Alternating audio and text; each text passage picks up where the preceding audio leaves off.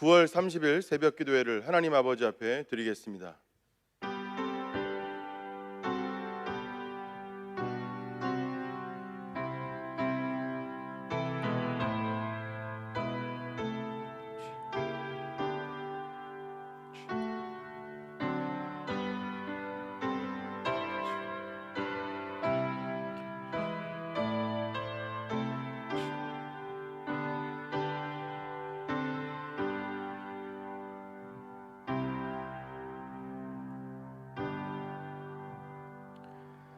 사도신경으로 우리의 신앙을 고백하겠습니다.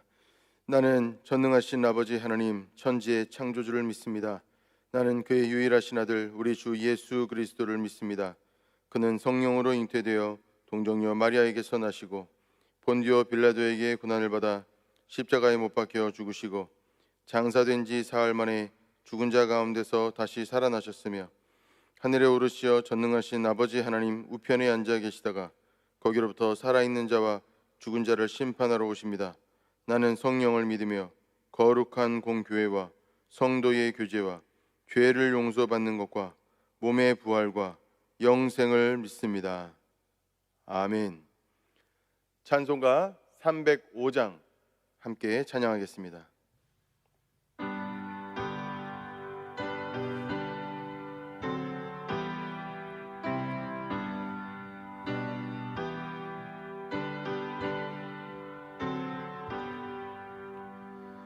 나 같은 죄인 살리신 주은혜 놀라워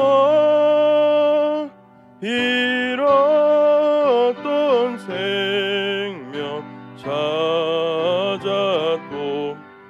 광명을 얻었네. 큰 죄악에서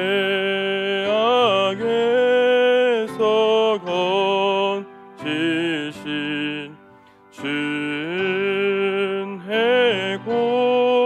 고마워. 나 처음 믿은 그 시간 귀하고 귀하다.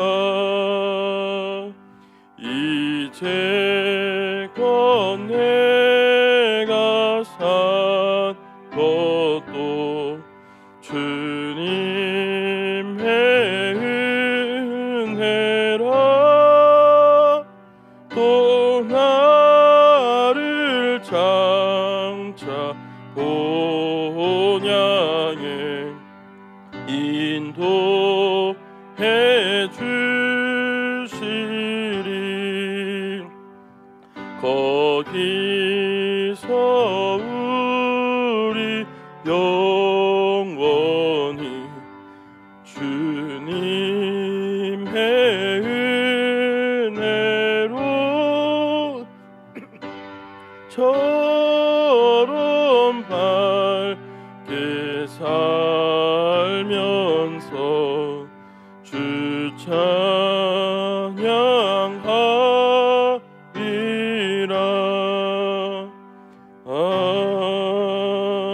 아멘.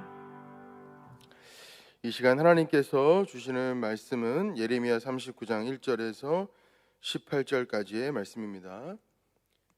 예레미야 39장 1절에서 18절까지의 말씀을 봉독하겠습니다. 유다의 시드기야 왕의 제9년 열째 달에 바벨론의 느부갓네살 왕과 그의 모든 군대가 와서 예루살렘을 에워싸고 치더니 시드기야의 제11년 넷째 달 아홉째 날에 성이 함락되니라.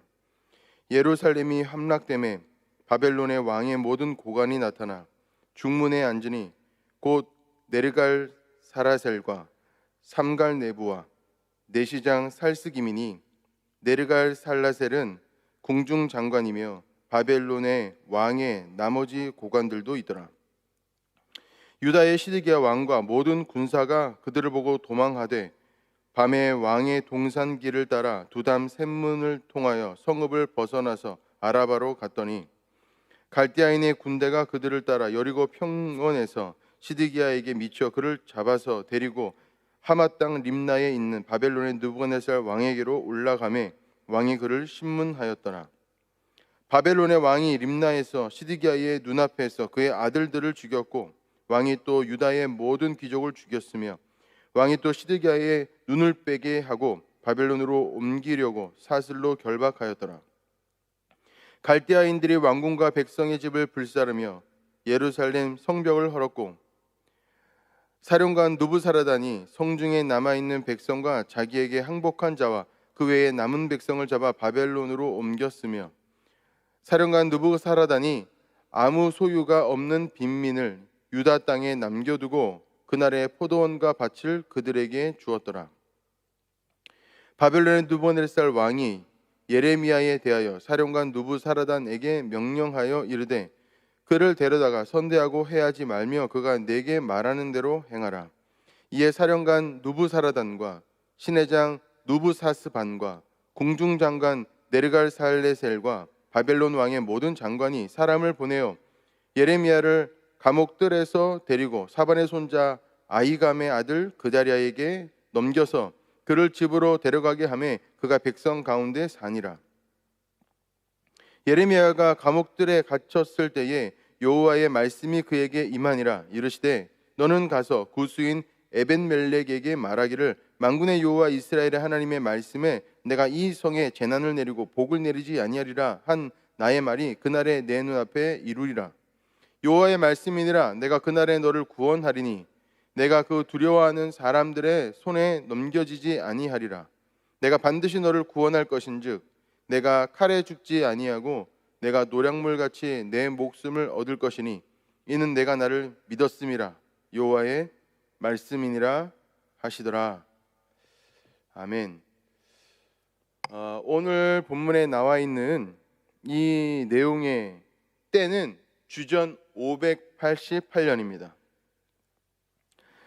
여기에 보시면 시드기야 제9년 열째 달에 바벨론의 느부갓네살 왕과 그의 군대가 와서 예루살렘을 에워쌌다고 39장 1절에 말씀하고 있고 2절의 말씀에 보시면 제11년 넷째 달에 함락되었다라고 기록하고 있습니다.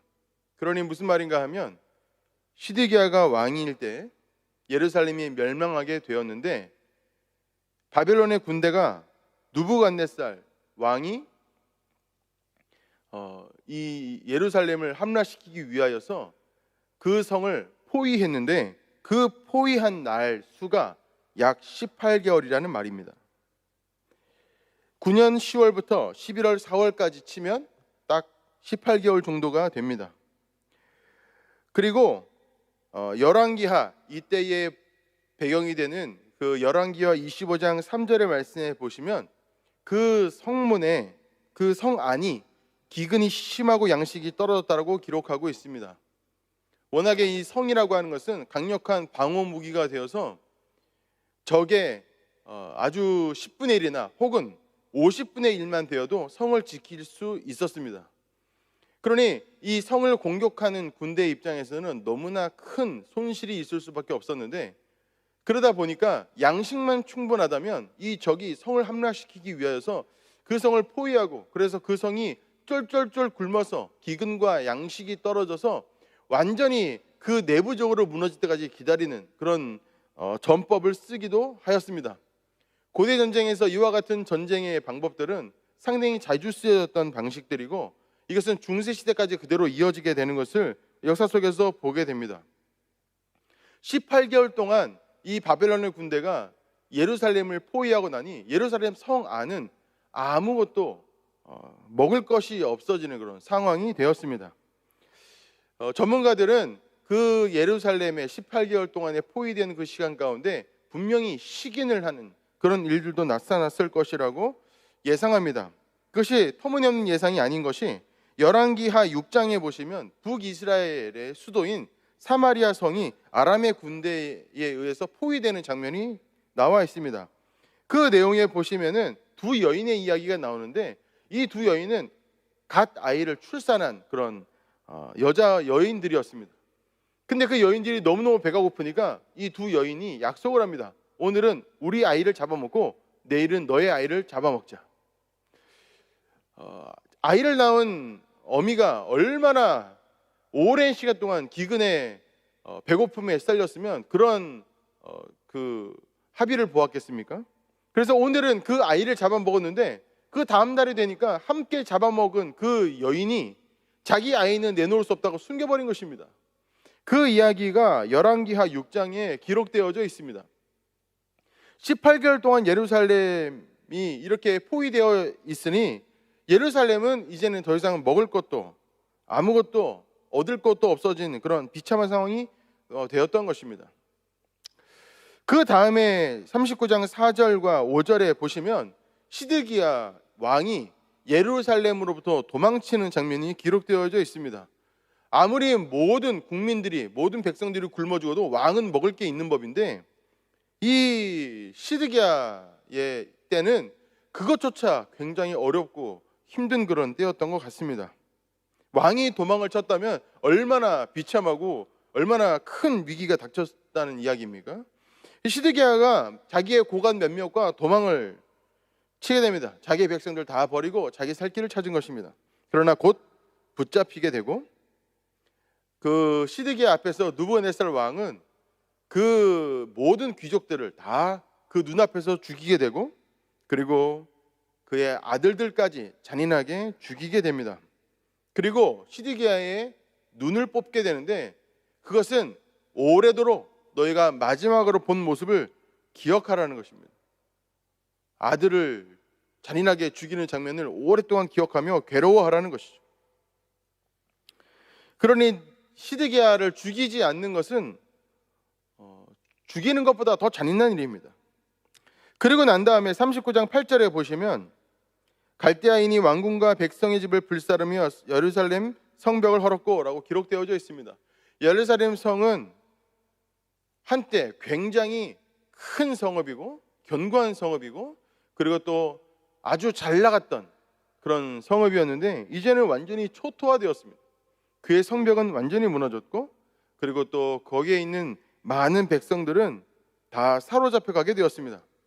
9절과 10절 이렇게 보시면 9절에서 성중에 남아있는 백성과 자기에게 항복한 자와 그 외에 남은 백성을 잡아 바벨론으로 옮겼다고 기록되어져 있습니다. 나름대로 상당히 잘 살았고 배우기도 했고 기술도 있는 사람들은 다 데려갔습니다. 10절에 보시면 아무 소유가 없는 빈민을 유다 땅에 남겨두고 그날의 포도원과 밭을 그들에게 주었더라. 그래 아무것도 가지지 않은 사람, 배우지 못한 사람, 기술이 없는 사람들, 빈민들, 그 빈민들은 그 땅에 남겨두었다는 것입니다.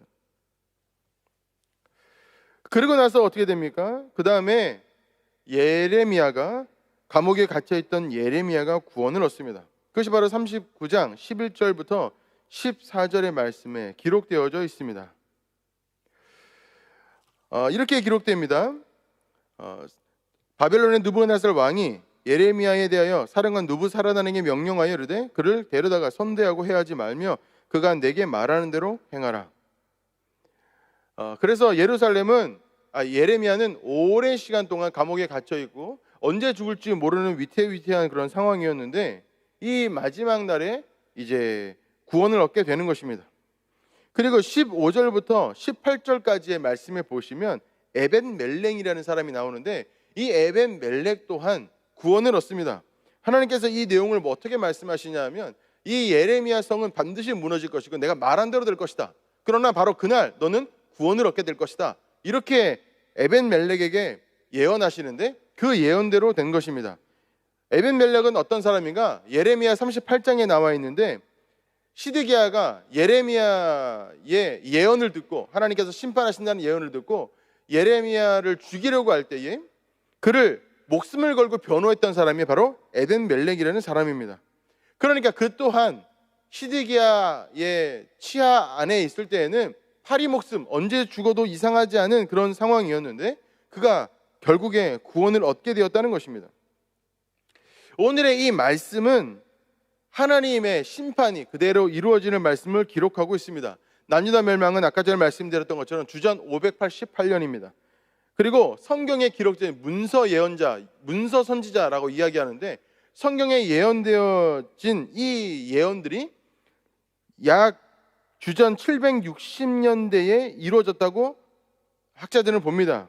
그러니 이것이 약 200년 시간이 지나서 하나님의 예언이 올바로 이루어지는 그런 일들이 나타나게 되었다는 것입니다. 물론 이 예언은 문서 예언만 말하는 것이고 그 전에 구전 예언이 분명히 있었을 것이기 때문에 더 오래되었다고 볼 수 있습니다.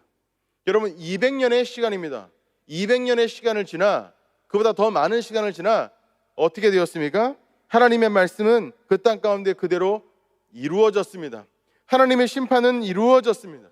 하나님의 심판의 때가 온다 하는데 이것은 10년이 지나도 20년이 지나도 30년이 지나도 50년이 지나도 100년이 지나도 이루어지지 않았는데 200년 이후에 그보다 더 오랜 시간 가운데 지나고 나서 그 말씀 그대로 이루어졌다는 것입니다.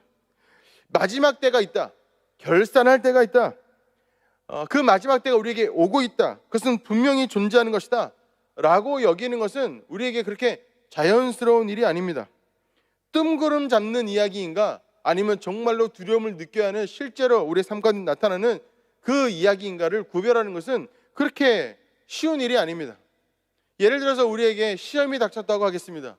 그 시험 또한 어떤 사람은 두려움으로 준비하지만 또 어떤 사람은 아무 생각 없이 시간을 보내다가 시험 날짜가 가까이 와서야 벼락치기 하는 것을 보게 되죠. 하다못해 시험도 그러한데 우리의 삶의 마지막 혹은 이 세상의 마지막 이 종말의 때에 대하여서는 우리가 어떠하겠습니까?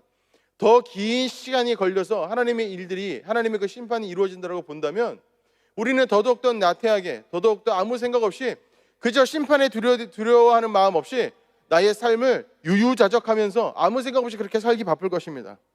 실제로 수많은 그리스도인들과 신앙인들이 그와 같이 살고 있지는 않습니까? 성경은 끊임없이 마지막 때가 있다고 말합니다.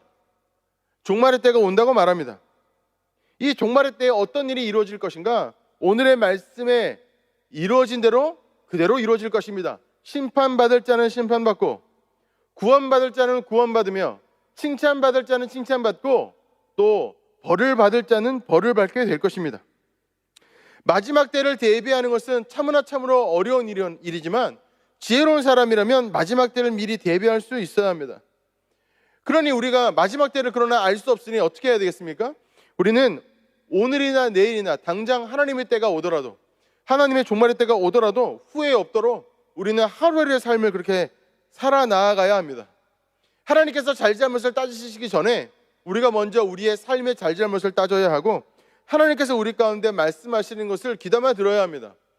하나님께서 우리의 삶을 점검하시기 전에 우리가 먼저 우리의 삶을 점검해야 하고 우리의 삶에 하나님께서 원치 않으시는 것들이 있다면 그것을 다 내려놓고 회개하고 돌이켜야 합니다. 시험을 준비하는 지혜로운 사람은 어떻게 하겠습니까?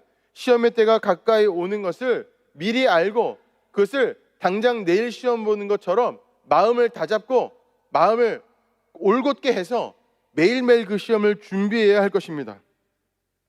바로 그와 같은 지혜가 우리 모두에게도 필요합니다. 오늘 39장의 말씀에 보시면 이 마지막 때를 아주 자세하게 기록하는데 우리가 예레미야뿐만 아니라 수많은 선지서를 보아도 예언서를 보아도 이스라엘 사람들과 또 남유다 사람들은 이것을 두려워하지 않습니다. 모두가 함부로 하나님의 뜻을 마음대로 말하고 하나님께서 말씀하시는 것들을 마음대로 왜곡하면서 자기가 듣고 싶은 이야기만 듣습니다. 스스로 잘못되었다고 깨달아야 했음에도 불구하고 그것을 전혀 깨닫지 못하는 상태로 우매하고 어리석은 상태로 오랜 시간을 보내고 그 우매함과 어리석음은 자연히 자기의 자녀들과 자기의 후손들에게 그대로 물려주면서 그렇게 삶을 살아갔다는 것입니다. 그들은 생각했을 것입니다. 하나님의 심판이 오기는 오나 나 때에는 오지 아니하고 오기는 오나 저 멀리 있는 일이라고. 그러나 중요한 것은 무엇인가 하면 시험의 때가 어느 순간 갑자기 우리 앞에 닥쳐오는 것 같이 이 마지막 때도 우리 가운데 갑자기 닥쳐온다는 사실입니다. 그러므로 우리는 눈에 보이지 않는 이 종말, 우리에게 쉽게 다가올 것 같은 느낌이 들지 않는 이 종말에 대하여서 두려워하는 마음을 가져야 합니다. 이스라엘 백성들은 두려워하는 법을 배우지 못했기 때문에 망한 것입니다.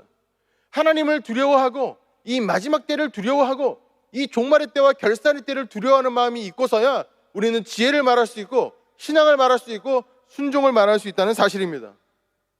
우리가 하나님 아버지 앞에서 뜻을 몰라서 순종하지 못하는 것이 아닙니다.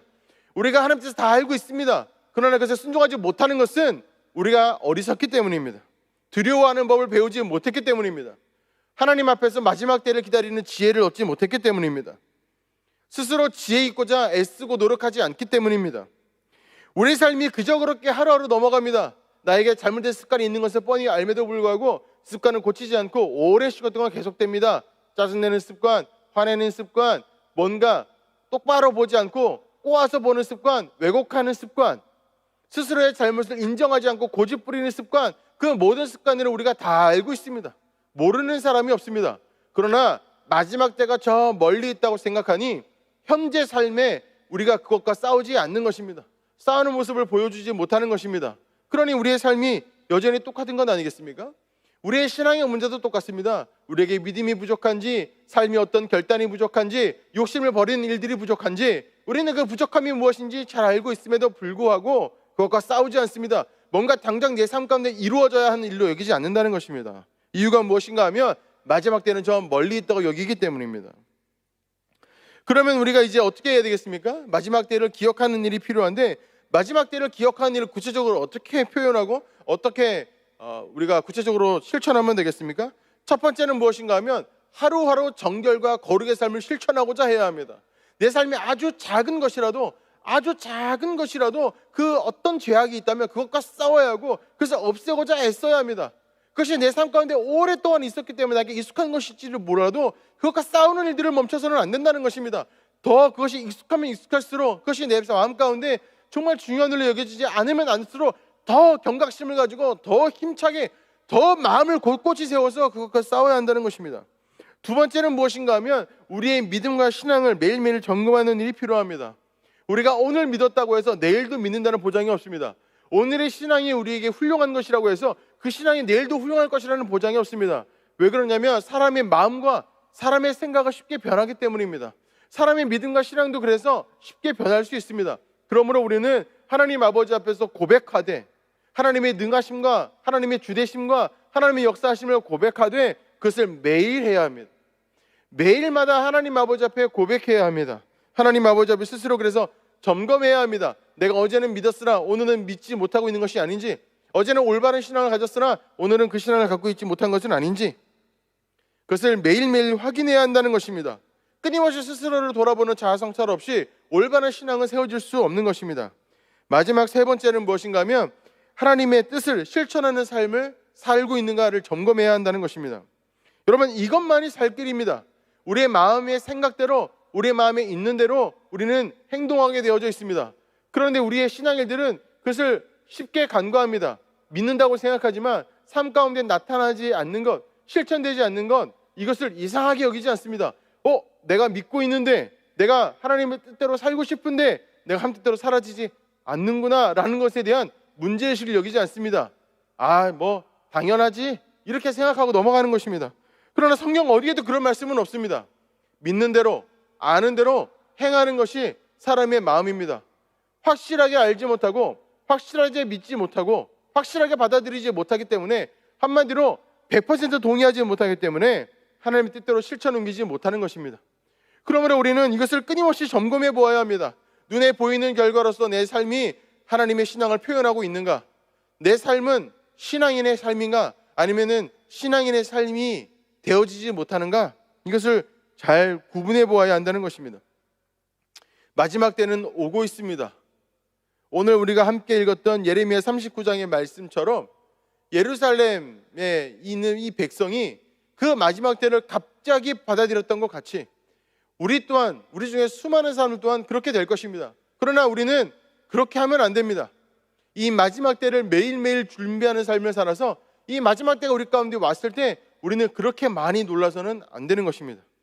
그래서 하나님께서는 우리에게 끊임없이 말씀으로 우리 가운데 그 음성을 주고 계십니다. 그것은 무엇인가 하면 마지막 때를 준비하라는 것입니다. 깨어있으라는 것입니다. 등불을 준비하라는 것입니다. 마지막 때는 갑자기 찾아올 것이기 때문에 그렇습니다. 어두운 밤이 쉬 될 것이니 그것을 미리 준비하라는 것입니다. 우리는 이것을 준비하기 위하여 정결과 거룩을 점검하고 믿음과 신앙을 점검하며 우리의 삶을 점검하는 그런 우리의 신앙을 가져야 하겠습니다. 저와 여러분들이 그와 같은 신앙을 가짐으로 말미암아 마지막 때에 하나님께 칭찬받는 주의 사람들 다 되기를 주님의 이름으로 축원합니다. 기도하겠습니다. 하나님 아버지 감사합니다. 하나님 아버지께서 말씀하신 그 예언이 예루살렘에 이루어졌을 때에 수많은 거의 모든 예루살렘 사람들은 두려워하고 떨며 놀라워했지만 우리는 그렇게 되어지기를 원치 않습니다. 하나님 아버지 이 시간 우리 가운데 지혜를 주시고 깨닫게 하여 주셔서 이 종말의 때, 이 결산의 때를 우리가 두려워하는 지혜를 부어주셔서 그래서 우리가 삶을 매일 준비하는 삶을 살 수 있도록 역사하시고 인도하여 주옵소서.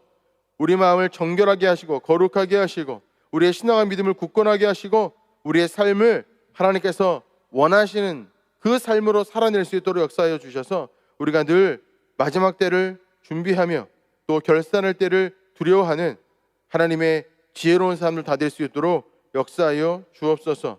또한 우리의 삶 가운데 있는 여러 가지 기도 제목들 하나님 아버지 앞에 아뢰어 드릴 때마다 하나님 응답하여 주시고 이 어두운 시대 가운데 주의 복음을 전하는 사람으로 하나님의 놀라운 능력의 사람으로 세워주시는 그런 우리 모두가 될 수 있도록 역사하시고 인도하여 주옵소서. 예수님의 이름으로 기도합니다. 아멘.